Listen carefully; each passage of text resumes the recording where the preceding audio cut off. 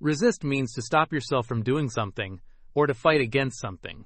In simple words, resist means not giving in or not accepting something easily. When you try to control yourself or oppose something, you resist it. For example, if you want to eat junk food but you stop yourself, you resist the temptation.